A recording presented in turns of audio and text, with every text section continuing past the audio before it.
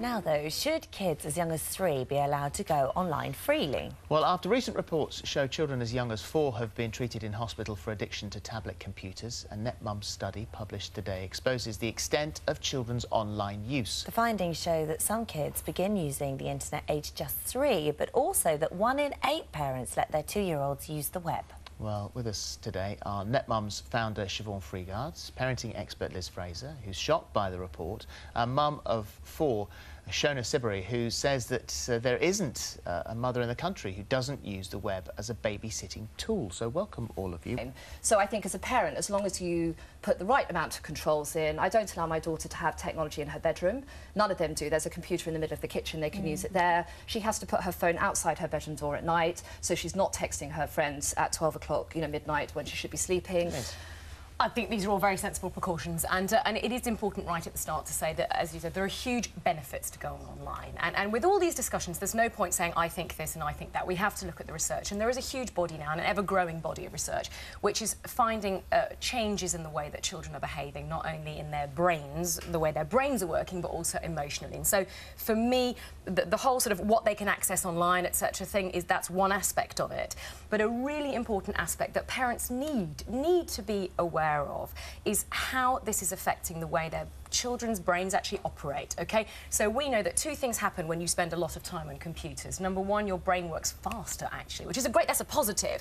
Their reaction speeds, their multitasking, they can do so many things so quickly. It's wonderful, and that's very good for them.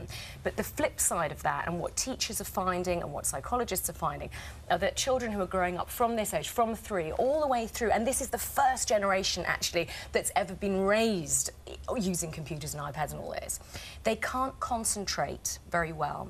They find it very hard to study anything in depth, so they can skate across the top, they can do so much whiz-bang stuff very fast, but they find it very hard to just sit and just talk. And perhaps the most worrying thing about it that parents really do need to get on board with, and I don't at all put up with this, oh, but it's just easier to let them go on, OK? But think about this if you're a parent.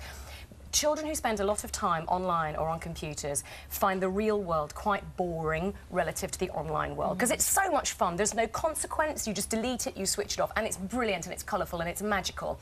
And we're finding that children find the real world really very boring, and they become emotionally quite kind of down, quite depressed. They find the real world hard to live in. Shona, you said it's easier to put her in front of a screen than look after her.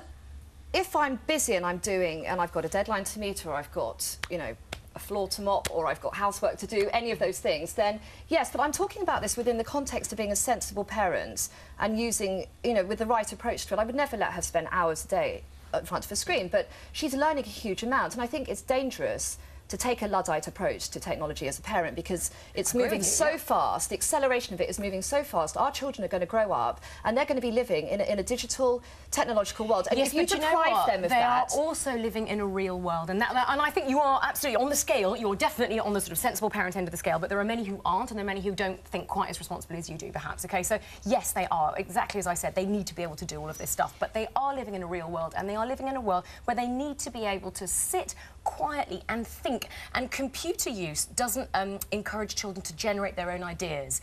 Everything you do on a computer is choosing options. So do you want click yes or click no? So they're fantastically good at choosing options, but at generating their own thoughts. It is shown that children are really struggling with that. It is the old balance. A lot of parents... So we'll actually have some facts. Because it's used, right, your online time is used as a punishment, right? That's it, you're offline tonight or whatever. But a lot of parents don't do that because they just don't want the confrontation. Yeah, it is difficult parenting in the internet age, and every parent will agree with that. And we're having to learn. I think we're one of the first generation of parents where we are completely lost in how this all works, right? Because in the old days, you were the parents and you'd lived through it, so you knew better. We haven't lived through this. We didn't grow up with this, so we're learning too. It's the same with every generation, and it's all part of the course. You know, we're in a bit of a sort of moral panic about this, but, you know, when we were children, our parents used to worry about how much TV we watched. Cavemen used to worry about their children going out and killing saber-toothed tigers with rocks. You know, this is all part of the course, and we have to go through it to learn more. But I do believe they didn't have access to these websites, which so many children are seeing self-harming. I saw a picture when I was researching it before we put the research together